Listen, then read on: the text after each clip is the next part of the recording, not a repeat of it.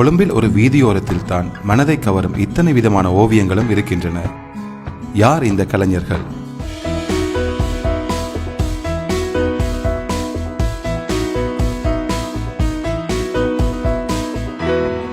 வீதியின் நெடுந்தூரம் திறமையும் நம்பிக்கையை மட்டுமே மூலதனமாக கொண்டு வரையப்பட்ட பலதரப்பட்ட வகையான ஓவியங்களை வைத்துக்கொண்டு விற்பனைக்காக காத்திருக்கும் இந்த கலைஞர்கள் தங்களுக்கு தெரியாமலேயே இந்த வீதியால் கடந்து செல்லும் ஒவ்வொருவரையும் ஒரு கணம் ஆசுவாசப்படுத்துகின்றனர்.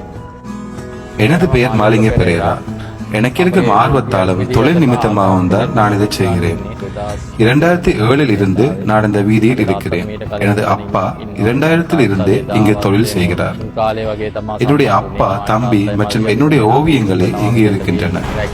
நான் சித்திரங்களை தொழிலுக்காகவும் சந்தோஷத்திற்காகவுமே வரைகிறேன். எவ்வளவு பொருளாதார பிரச்சனைகள், தொழில்துறை மாற்றங்களை கடந்த காலத்தில் நாம் சந்தித்திருந்த போதிலும் இந்த கலைஞர்கள் இந்த கலையின் மேலிருந்த நம்பிக்கையால் தொடர்ந்து இயங்கிக் கொண்டிருக்கிறார்கள். இங்கிருக்கும் ஓவியங்கள் ஒவ்வொன்றிலும் ஒரு கதை இருக்கிறது.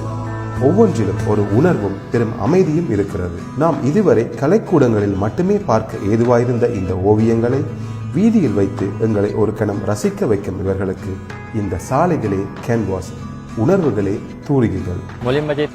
ஆரம்பத்தில் அப்பா சித்திரங்களை வரைவதை பார்த்து தான் நானும் தம்பியும் ஆசையில் வரைய தொடங்கினோம். சின்ன வயதிலிருந்தே எனக்கும் தம்பிக்கும் சித்திரங்களிலும் வர்ணங்களிலும் பல்வேறு விஷயங்கள் செய்ய விருப்பம். தொடர்ந்து இந்த சித்திரங்களுடைய இருந்து இன்று இது ஒரு வாழ்வாதாரமாகவே மாறிவிட்டது. பெரிய வருமானங்கள் இல்லாட்டியும் மனதுக்கு சந்தோஷமாக இருப்பதாலும் இந்த சமூகத்துக்கு ஏதாவது புதிய விஷயத்தை கொடுக்கிறோம் என நம்பிக்கையிலும் தான் நாங்கள் இதை தொடர்ந்து செய்து வருகிறோம். சில நேரங்களில் கஷ்டமாக இருந்தாலும் இதை கைவிடாமல் தற்பொழுது 20 வருடங்களுக்கு மேலாக செய்து வருகிறோம். இங்கிருக்கும் கலைஞர்கள் தங்கள் வாழ்வின் சிக்கல்களை இந்த கலை மூலம் கடந்து செல்கிறார்கள்.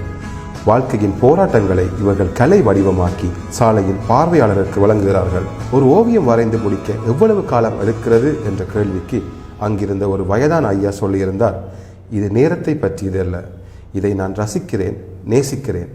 இந்த தெருக்கள் எனக்கு கலையின் உலகம், இது என் வாழ்வின் ஒரே வழி.